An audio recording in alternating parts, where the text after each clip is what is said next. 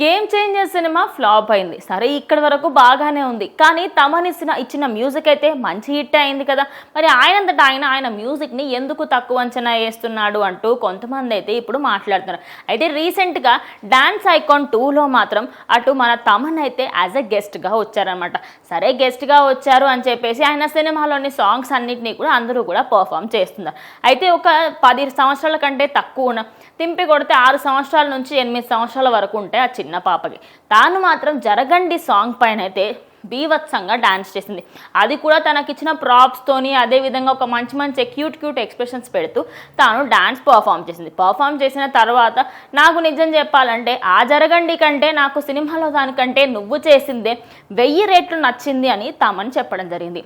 ఇక ఇది విన్న తర్వాత కొంతమంది అయితే అదేంటి మీరు చేసిన సాంగ్కి సంబంధించి మీకు అక్కడికంటే ఇక్కడ నచ్చిందా, అంటే ప్రభుదేవా స్టెప్స్ కంటే మీకు ఒక నార్మల్ ఒక చిన్న కొరియోగ్రాఫర్ చేసిన స్టెప్సే మీకు ఎక్కువగా నచ్చాయా అని చెప్పేసి కొంతమంది కొంచెం నెగిటివ్గా కమెంట్ చేస్తున్నారు. ఇప్పుడు సినిమా విషయానికి వస్తే జరగండి సాంగ్ అనేది ఏంటంటే ఒక పెద్ద ప్రాప్లో, అదేవిధంగా దానికంటూ ఒక ప్రత్యేకంగా ఒక సెట్ వేసి చాలామంది జూనియర్ ఆర్టిస్టులు, అదేవిధంగా ఎంతోమంది డాన్సర్స్తోని అక్కడ ఆ సెట్ అయితే ఉంటుంది. మరి అందులో అది హైలైట్ అవ్వాలి అంటే ఖచ్చితంగా హీరోయిన్ స్టెప్సే హైలైట్ అవుతూ ఉంటాయి.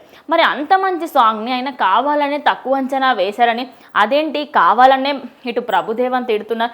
ఇదంతా సోషల్ మీడియాలో యాంటీగా ఇదంతా పక్కకు పెట్టేసి అసలైనా ఎందుకు అన్నారు ఏంటి అనే విషయం గురించి ఆలోచిస్తే ఖచ్చితంగా ఒక సినిమాకి సంబంధించిన సాంగ్ చేసినప్పుడు అది వాళ్ళ సినిమాల పక్క సినిమాన ఏదైనా ఒక ఎగ్జాంపుల్గా తీసుకోవాలంటే నిజమైన సాంగ్ కంటే మీరు పాడిందే బాగుందని, లేకపోతే నిజంగా అక్కడ చేసిన డాన్స్ కంటే మీరు చేసిందే బాగుందని చెప్తారు కదా.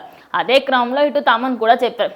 కానీ ఇప్పుడు చాలామంది ఏంటంటే మీ సినిమాలన్నీ హిట్ అవుతున్నాయని, అదే క్రమంలో మీరు మ్యూజిక్ ఇచ్చిన సాంగ్స్ అన్నీ కూడా మంచి స్టార్డమ్ వస్తున్నాయనే కదా మీరు ఇలా మాట్లాడుతున్నారు అంటూ కొంతమంది కమెంట్ చేస్తారు. ఇదంతా కూడా పక్కకు పెట్టేస్తే అసలు తమన్ ఈ మధ్య కాలంలో ఇచ్చిన ఏ సాంగ్ అయినా బ్యాక్గ్రౌండ్ మ్యూజిక్ కానీ సినిమా మొత్తం అయినా మ్యూజిక్ ఇస్తేనే సినిమా పక్కా హిట్ అవుతుందనే టాక్ అయితే నడుస్తుంది. సినిమా హిట్ అవ్వకపోయినా ఆయన సాంగ్స్ మాత్రం ఖచ్చితంగా హిట్ అవుతున్నాయి. మరి తమన్ ఇలా మాట్లాడడం పైన మీ అభిప్రాయం ఏంటో కమెంట్ చేయండి.